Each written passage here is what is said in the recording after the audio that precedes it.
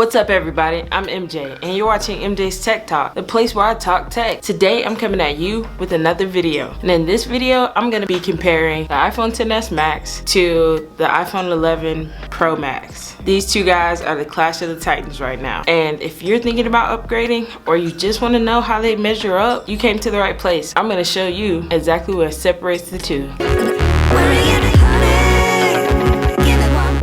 Lots of folks are trying to find out if they want to upgrade and what actually the difference is. We've talked about how pro the Pro is, and I've talked in previous videos about how much I love the 10. And now that I got them together, I'm going to do a head-to-head. Let's start on how they're alike. They both have a 6.5 inch display. However, the iPhone XS Max has a 1:1 contrast ratio and it's called the Super Retina HD display. On the other hand, the iPhone Pro Max has a 2:1 contrast ratio and its screen is called the Super Retina HDR display, the newest OLED display by Apple. I have both of these phones in dark mode on the new iOS 13.1. So I upgraded them both. And this is the brightness right now. This being the iPhone 10, this is the iPhone 11. So it's a little hard to tell the difference. I mean, they're both pretty bright. As far as contrast ratio, it's a little bit hard to tell between the two. Let's talk design. If you look at the back, you'll see that they both have stainless steel and they're trimmed in aluminum finishes. The iPhone 10 has a glossy backing, still has the raised Apple logo with the iPhone wording on the bottom. The iPhone 11 has a new placement for the Apple logo and it has more of a matte finish. It's not as glossy as its predecessor, but they both are made of really premium quality. One other thing that's pretty noticeable about these two phones, if you put them side by side, is that the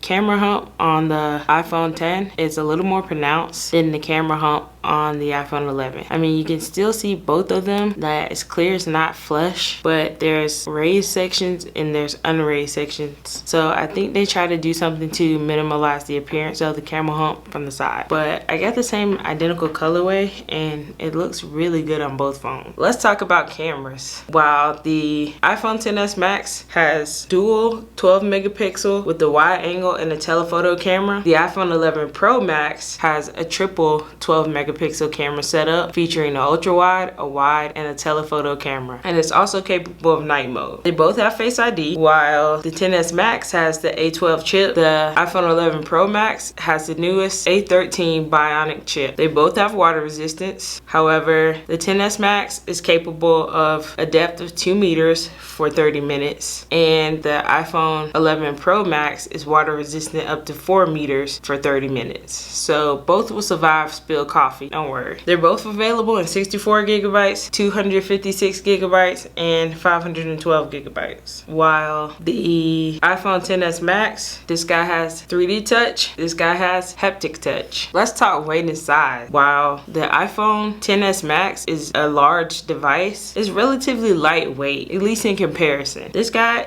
has a width of 3.05 inches, a height of 5.20 inches, and it is 7.7 millimeters thick, or 0.30 inches thick. On the other hand, the iPhone Pro Max has a 6.22 inch height. It is 7.88 millimeters thick. It's 3.6 inches wide, and it is 0.32 inches thick. So it's slightly thicker than its predecessor. And I hope you guys are able to see that. And when it comes to weight, the iPhone 10, 7.34 ounces. The iPhone 11 is 7.79 ounces. And having them side by side, you can totally feel that this is a lot lighter than the new iPhone 11 Pro Max. Both of these are the max of their edition, so they're both larger than your standard iPhone. If you look at them side by side, you can barely tell, but the iPhone 11 is 6.22 inches, whereas the iPhone XS Max is 6.2 inches. So it's just 0.02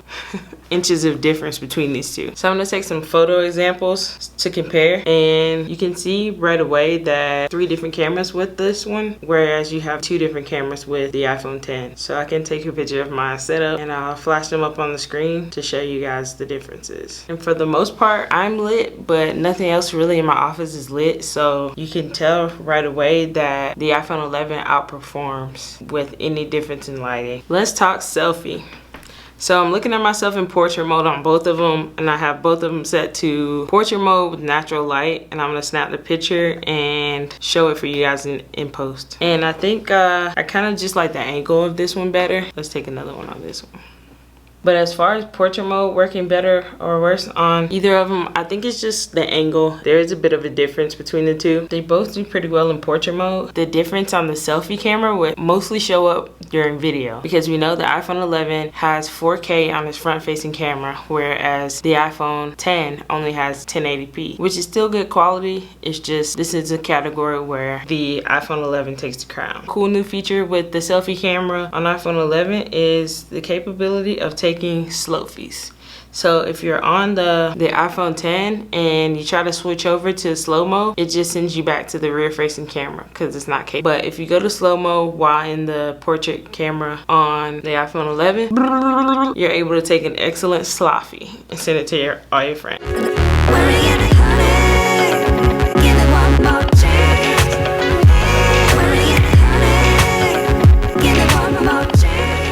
The next feature I'm going to compare is performance, and I'm going to do that with Geekbench 5. I have Geekbench 5 uploaded on both the phones, and I'm going to run a compute test, and we're going to run this benchmark, and I'm going to tell you guys the results. So I'm really excited to see the differences in the benchmark scores. Having them in hand, even side by side, it's very hard to see any difference in speed. They're both quite quick, very snappy devices, and there's pretty much no lag. The Geekbench test usually takes about a minute or two, so I'm going to let this run and we can come back to it when it's done. Alright, so the results are in. As far as everything measures up, it's basically for the, hopefully you can see this. I'm gonna try to get it to focus. So this is the iPhone XS Max scores, and here's the iPhone 11 scores. Focus, focus, focus.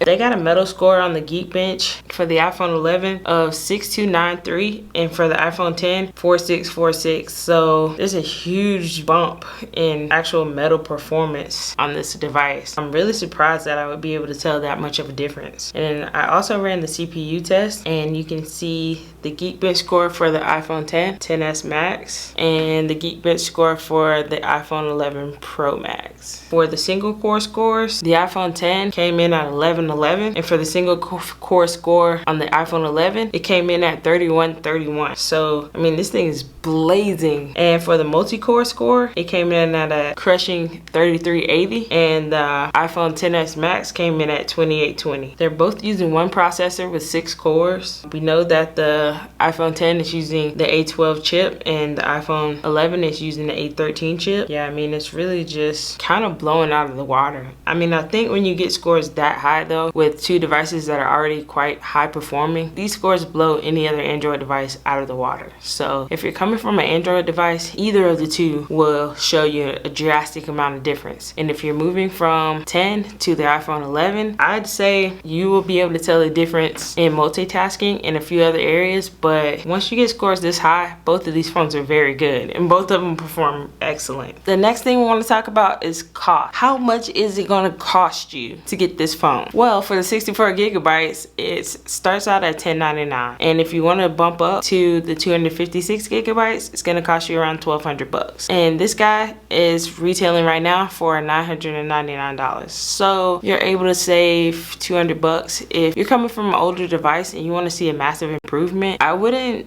count this guy out just yet. The iPhone 10 is still a really good device. It's still pretty new in regards to technology, and it still has a lot of capability under its sleeve. The iPhone 11 Pro Max is a much more expensive device. Of course, it's brand new, but if you're not really into using 3 12 megapixel cameras, that's probably the main biggest selling point. If you don't care about the cameras, I wouldn't upgrade to the phone. But if you are interested in shooting 4K video at 60 frames per second and ultra wide angle lens, then I would go with this phone. But to me, the thing that makes it stand out the most is the camera.